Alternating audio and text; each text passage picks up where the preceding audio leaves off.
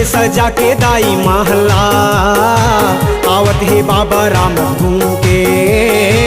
रखबे सजा के दाई महला, आवत हे बाबा राम घूम के। रखबे सजा के दाई महला, आवत हे बाबा राम घूम के। रखबे सजा के दाई महला, आवत हे बाबा राम घूम के।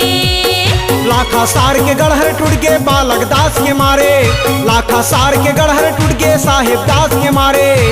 वो बैरी दुश्मन यौ गुरूर के।